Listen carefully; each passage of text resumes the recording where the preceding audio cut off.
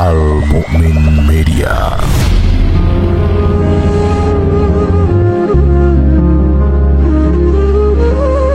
Innal hamdalillah nahmaduhu wa nasta'inuhu wa nastaghfiruh wa na'udzu billahi min syururi anfusina wa min sayyiati a'malina may yahdihillahu fala mudhillalah wa may yudhlilhu fala hadiyalah. Sahabat Al-Mu'min Media, kembali lagi bersama kami. Saya Ahmad Fahmi Zainal Islami dalam program Tanya Ustadz. Alhamdulillah untuk konten Tanya Ustadz kali ini Al Ustadz bisa menyempatkan hadir di studio kami. Assalamualaikum Ustadz, sehat? Alhamdulillahirabbil alamin. Untuk konten Tanya Ustadz kali ini cukup spesial karena ada salah satu sahabat Al-Mu'min Media yang sudah mengirimkan videonya ke akun media sosial kami. Inilah pertanyaan Tanya Ustadz.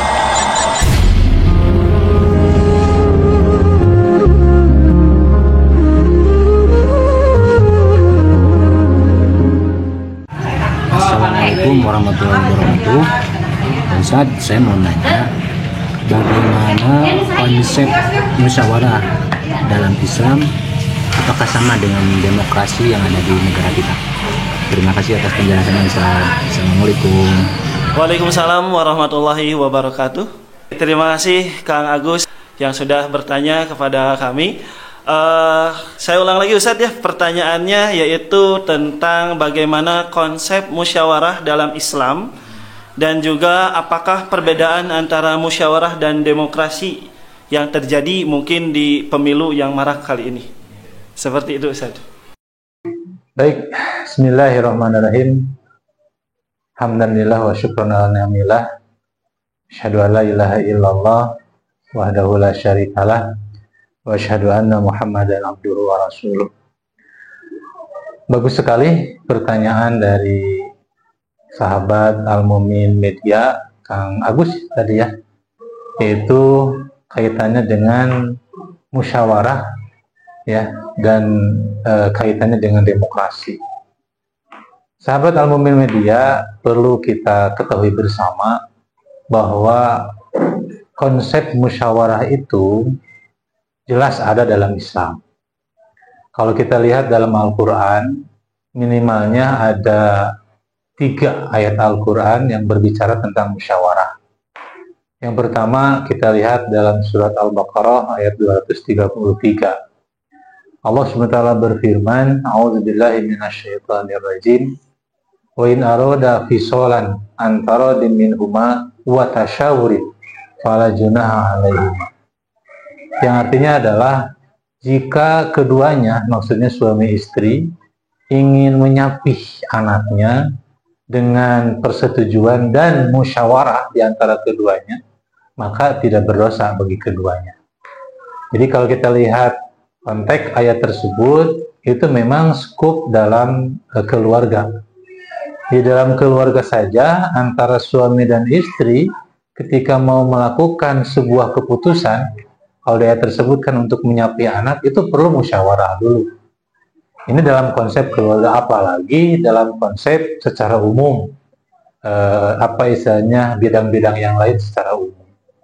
Kemudian yang kedua, kita lihat dalam surat Ali Imran ayat 159, di mana Allah SWT berfirman, walau kunta faddan ghalidul qalbi lan faddu min haulik.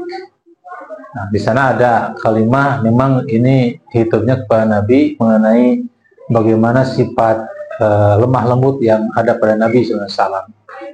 Jadi ayat sebelumnya disebutkan fabima rahmatin minallah lintalahum walau kunta faddan ghalidul qalbi lan faddu min haulik. Kalaulah bukan karena rahmat Allah, kamu memiliki sikap lemah lembut dan berkasih sayang, maka kalau misalkan kamu tidak memiliki hal tersebut, bahkan sebaliknya bersifat keras, maka pasti orang-orang kafir akan menjauh dari sekelilingmu. Kemudian di ayat tersebut disampaikan fa'fu anhum wastaghfir lahum wasyawirhum fil amri. Maafkanlah mereka, mintakanlah ampunan untuk mereka, orang-orang kafir itu, dan wasyawirhum fil amri. Bermusyawarahlah dengan mereka dalam segala urusan. Jadi fil amri di sana, kalau kita lihat dalam kaidah ya ilmu Quran, kalau ada alif lam itu tidak ada istisna, kesananya berarti menunjukkan kepada umum, yang makna am, sehingga bermusyawarah di sana fil amri dalam segala urusan. Maka jelas konsepnya dalam Islam musyawarah itu ada. Dalam setiap urusan itu mesti ada bermusyawarah. Dan yang terakhir yang saya ingat itu dalam surat Asy-Syura ayat 38. Allah SWT berfirman di ayat tersebut, wa amruhum syura bainahum. Dan urusan mereka, urusan di antara mereka, maka dimusyawarahkan dengan mereka. Kalau nggak salah di ayat tersebut, ayat sebelumnya adalah kaitannya dengan bagaimana posisi orang yang bermusyawarah. Ini mungkin yang nanti saya akan lebih titik tekankan di ayat ini. Karena kadang-kadang suka lupa ya, bahwa orang itu ketika menyebutkan bahwa Islam itu, musyawarah itu ada dalam Islam, itu bahkan tadi yang ditanyakan, termasuk demokrasi yang di sana ada musyawarah, apakah demokrasi yang sekarang terjadi atau yang dilaksanakan di negara kita itu sudah sesuai dengan Islam karena ada konsep musyawarah? Maka kalau saya ingin menitik beratkan di ayat ini, surat Asy-Syura ayat 38. Yang perlu kita ingat bahwa di ayat ini sebelumnya Allah SWT berfirman, walladzina stajabu li rabbihim wa aqamus shalah wa amruhum syura bainahum. Nah ini. Jadi ayat sebelumnya harus diulas. Dan orang-orang yang mereka senantiasa melaksanakan segala perintah Allah, mereka mendirikan sholat dan mereka bermusyawarah dengan urusan yang ada di antara mereka. Jadi kalau saya lihat di ayat ini, ternyata ada satu jadi bisa dikatakan satu uji kelayakan. Siapa yang layak untuk bersama-sama bermusyawarah? Dan ini yang saya kira hilang di demokrasi kita. Ya. Dan terus terang, saya pribadi saya kurang setuju dengan adanya demokrasi yang sistem demokrasi yang ada di kita, yaitu yang mengambil satu jargon itu suara terbanyak itu suara umat gitu ya. Suara Tuhan, maaf. Suara banyak itu adalah suara Tuhan. Padahal kalau kita lihat dalam konsep ayat tersebut, orang yang layak untuk berduduk bersama-sama bermusyawarah itulah orang-orang yang teruji keimanannya, orang-orang yang betul-betul soleh, kemudian sama-sama berkomunikasi, bermusyawarah, menetapkan satu putusan dalam musyawarah tersebut. Sementara kalau di demokrasi kita kan tidak ada bedanya, maaf ya, suara ustadz, kiai, suara profesor dengan suara orang, katakanlah orang-orang preman atau orang-orang yang maaf ya, tanda kutip pendidikannya rendah, itu kan sama, dihitungnya satu suara. Ini yang menjadi kendala saya kira di demokrasi kita. Karena di samping ayat yang barusan disampaikan, juga kita lihat bagaimana sirah Nabi, bagaimana ijma para sahabat ketika dalam kehilafahan. Ya. Ketika Rasulullah jelas beliau ketika masih ada senantiasa terus bermusyawarah dalam segala urusan ya. Rasul pun walaupun beliau sebagai seorang nabi, utusan Allah, tapi kalau memutuskan satu perkara itu pasti bermusyawarah dengan para sahabat dulu. Ya, salah satu contoh misalkan ketika mau melaksanakan perang untuk membahas strategi siasat perang, Rasul suka melibatkan orang-orang terpilih, tapi yang dilibatkan tidak seluruhnya. Nah, ini yang maksud tadi, orang yang dilibatkan dalam musyawarah orang yang memang dipercaya secara keilmuan. Artinya memang kapabilitas ilmunya memang terjamin gitu. Jadi tidak sembarangan. Orang yang tidak tahu menau kalau dilibatkan dalam musyawarah itu pasti akan repot nantinya gitu memutuskannya. Makanya Rasul pun sama suka melibatkan para sahabat. Ini bagaimana nih? Kita akan menghadapi perang, misalkan dalam perang Ondak, diminta pendapat masing-masing, lalu Rasul yang memutuskan. Nah, kemudian juga ketika Rasul sudah meninggal. Nah ini, ketika Rasul sudah meninggal, itu kan terjadi musyawarah di antara para sahabat. Apakah melibatkan seluruh untuk memilih calon khalifah pengganti Rasulullah? Itu kan tidak.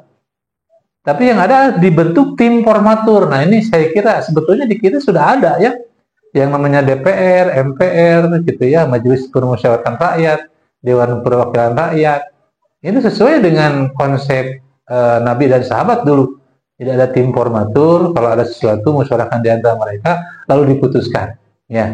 Maka memilih pemimpin pun diputuskan dengan tim formatur tersebut gitu.